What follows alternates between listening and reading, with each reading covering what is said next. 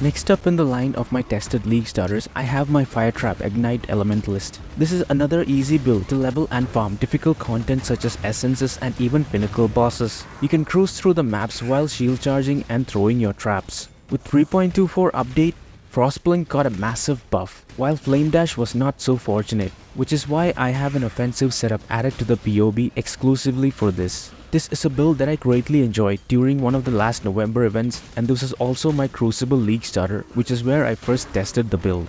Once you hit the maps, try to get a level 20 version of the Fire Trap. This is a skill that massively scales with gem levels and damage over time multiplier mods. But why not the Explosive Trap? Well, there are three sources of damage scaling from a single Fire Trap skill. One being the flat fire damage from the hit, the second being the ignite cost from the hit, and the third being the burning ground that it produces, all of which scales from the modifiers to fire damage. Leveling is so smooth and progressive for this build. You start with Rolling Magma while dual wielding Goat's Horns. Your projectiles that passes through the flame wall gets buffed with extra fire damage. Consecrated Ground from Holy Flame Totems is a great way to regen during boss fights. Switch to Fire Trap before Merveil by using the Dexterity Amulet. So once you grab the Shaper of Flames and level up your Fire Trap, your damage will exponentially start to rise up.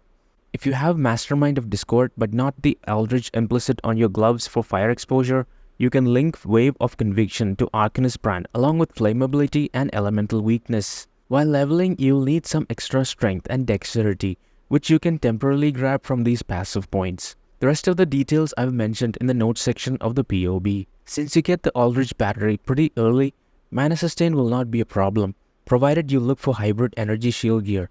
The first thing that I want to mention is that Storm Shroud is a tier 1 unique, but it's completely optional.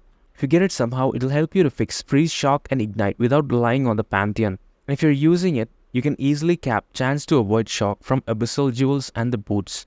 I'm not a fan of builds that depend on tier 2 plus uniques at league start. Alternatively, you can fix freeze from Soul of the Brine King, while ignite and burning ground from Aberrath. You'll need a life flask with immunity to bleeding and corrupted blood. These utility flasks are optional as your flask sustain is completely dependent on killing the monsters. You can even use 4 life flasks while fighting pinnacle bosses and guardian bosses. Pyre and Eye of Malice are very powerful cheap uniques for this build, but Polaric Devastation is much more and a massive damage buff. It's a million difference with and without this ring. However, it's an exclusive drop from the Black Star which will only be cheaper after a few days into the league.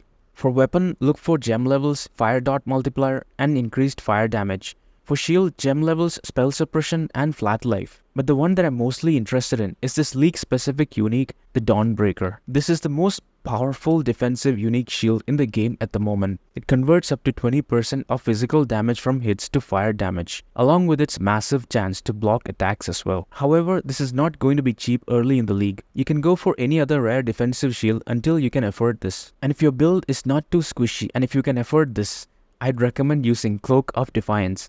Otherwise, just use a rare hybrid evasion energy shield base. All these items should have evasion to get that 15% chance to suppress spell damage mastery. The gloves should have the implicit for fire exposure from Aldrich Icarus to proc Mastermind of Discord.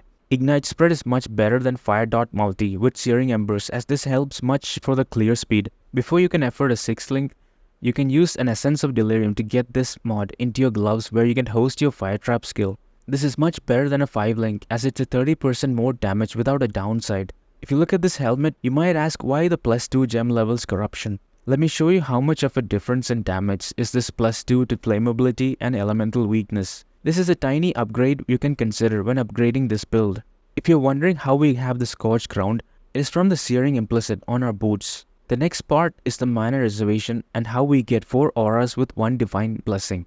Well, arguably, we have stretched out our passive tree covering 3 powerful sections for this modifier. We need no other sources for mana reservation from our gear. If you run into issues early, you can use the mana mastery or the rare jewels with reservation efficiency. But why golems instead of Bastion of Elements? The primary reason can be seen from this footage. Also, there is a very little to gain from Bastion. Trap skills are anyway not affected by reflect damage like the other skills. But with these 3 golems, you gain 9% additional physical damage reduction, a 294% life regen, and a 38% increased global damage, on top of the distraction they provide to the enemies. Plus, even when your golems die, they automatically respawn pretty quickly as well.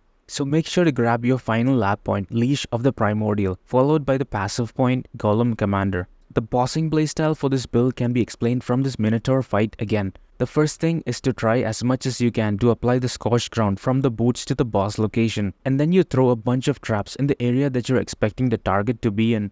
Once it consumes the damage over time effect, you can then apply the Arcanist brand, which is linked to flammability and elemental weakness. In this video, I forgot to add this setup into the build, losing a ton of damage. As seen from this footage, the bosses will most likely go after your golems instead of you. Playstyle for mapping is also something that you can get used to. First throw the traps, then shield charge as you move, throw again, and then flame dash or frost blink. Rinse and repeat. This is pretty smooth as you level shield charge and faster attack support. Originally, this build utilized Righteous Fire with downside of dealing life regen as you leveled. But with the nerf in patch 3.23, this is not even worth the extra damage. Unless you can get 80 plus maximum fire rest and a 1000 plus life regen, it's not worth it. If you enjoyed this build, make sure to check out my other League starters from this series. And thank you for watching. Ensuring our descendants have the means to return to greatness!